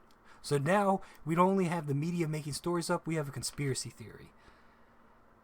So, two things. One, he was the chairman of the United States House Hermit Select Committee on Intelligence. That, I feel like that's word salad. Isn't that just the House Intelligence Committee? No, because intelligence is at the end on this one, but intelligence is in the middle on the other one. Well, he recused himself from the House Intelligence Committee. So I believe it's probably the same thing. It's probably just the House Intelligence Committee. The other thing is, back in the good old heydays of the 1990s, when Y2K was going to kill us all, when I was crapping myself out of youth. We'll be talking about Y2K? Talking about 1999 or 1991? Because those are very different. Look, we don't need to be splitting hairs. Anyway, this reminds me, Devin Nunes' explanation reminds me of Hillary Clinton going on television and saying that the effort to impeach Bill was a vast right-wing conspiracy. That's all it is. Definitely didn't perjure himself. He didn't do anything wrong, ever. And Devin Nunes' explanation just reminds me of that. Like, it's some vast left-wing conspiracy, because I know the truth. He knows the truth. Trying to silence me by letting me have a job at a major news network, and the Obama admin, the Obama administration knows he's trying to unmask people, so they forced him to recuse himself, even though he didn't recuse himself. I want you to tell the people that I didn't recuse myself. I was just putting other people in charge while I stepped away for a bit to use the bathroom, and when I came back, they had taken over. For a few months. It was just a few months. I don't know what they did. But yeah, that was fun. I like reading these people's quotes. Well, here we go. I know, dude. We need to have quotes more often. I got some Trump quotes next. They're pretty fun to read over. This week, while speaking in Iowa, Trump was questioned about his administration doing so little to date, and he essentially blame the Democrats. He used this as a platform to start blaming Democrats for why the healthcare bill hadn't been passed through Senate, despite the fact that the lawmakers, a handful of GOP lawmakers, the only one that even seen it at this point, hadn't been released. These are direct quotes from Trump during his speech in Iowa. If we went and got the single best healthcare plan in the history of the world, we would not get one Democrat vote because they're obstructionists. If we came to you and said, here's your plan, you're going to have the greatest plan in history and you're going to pay nothing, they'd vote against it, folks. And he continued, if we even had a little Democrat support, just a little, like a couple of votes, you'd have everything. And you could give us lots of votes, and we'd even be willing to change it and move it around and try to make it even better. But again, they just want to stop. They just want to obstruct. A few votes from the Democrats. Seriously, a few votes from the Democrats. It could be so easy, so beautiful. You'd have cooperation. What the fuck are you talking about? So, two immediate thoughts. One isn't an immediate thought because we talked about this earlier. But if you don't need any Democratic support, you just need your party support because you control both the House and the Senate and the White House. So you actually don't need any Democratic support at all.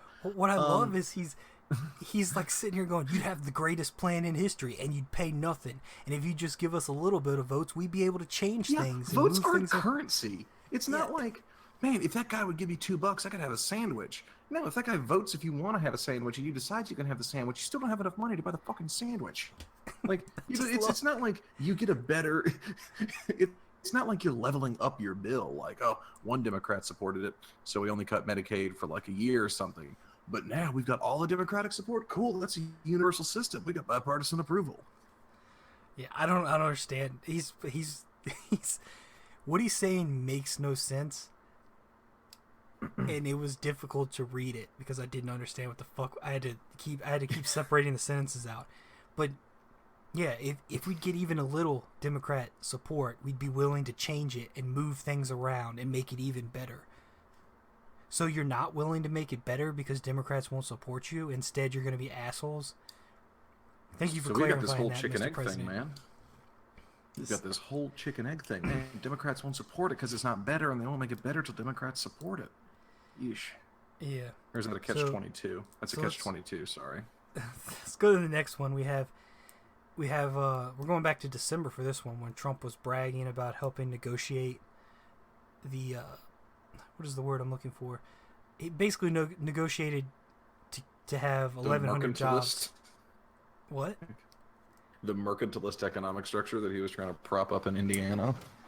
Okay, yeah. So we have the HVAC company Carrier was set to send all 1,400 jobs at their plant in Indianapolis to Mexico because it's cheaper.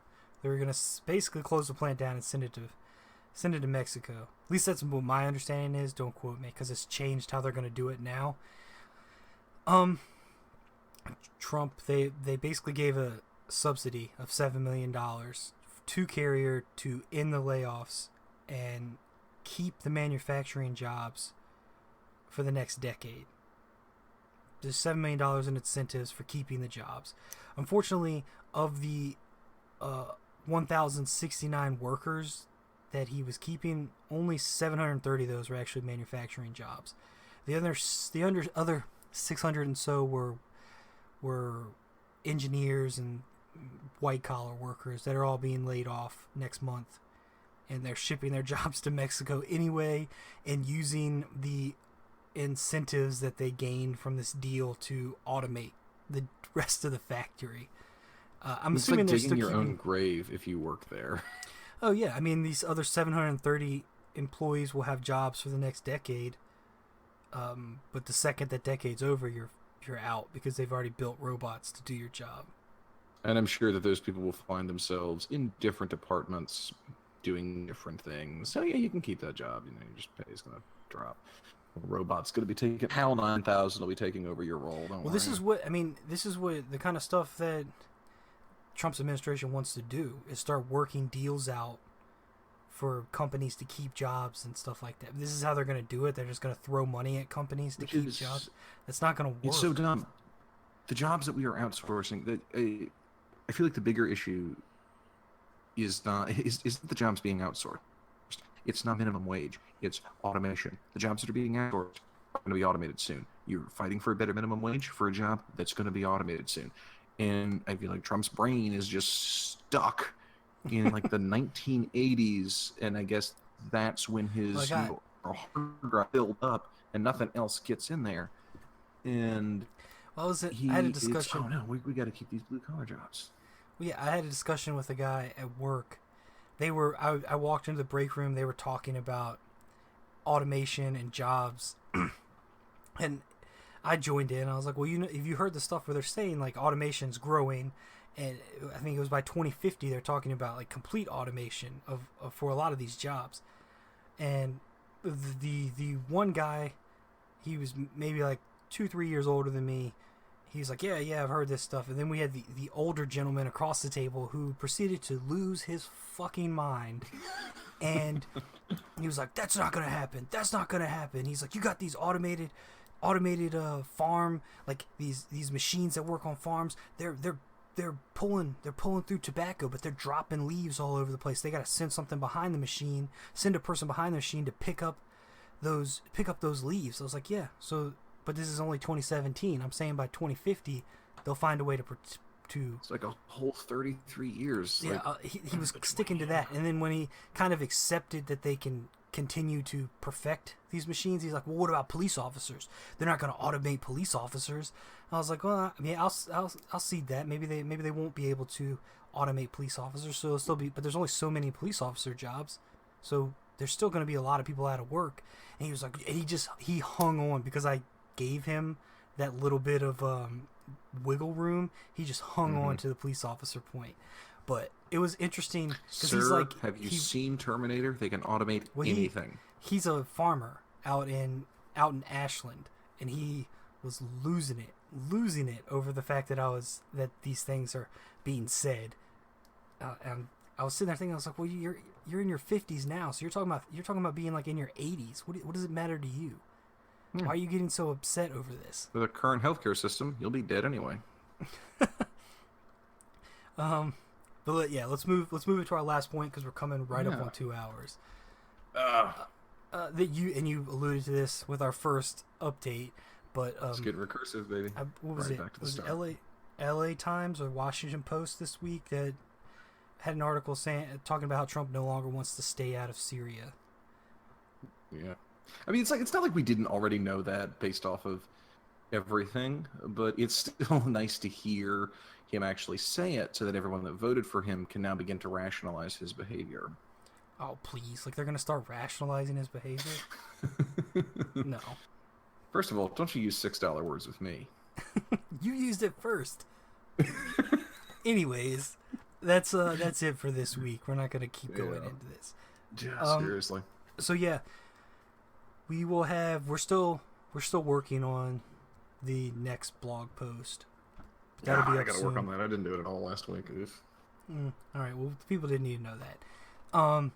Follow us on Twitter at the AC Podcast, Facebook, SoundCloud, iTunes, Google Play, all the platforms you can get it from. Join the Discord. The link will be in the description of this podcast.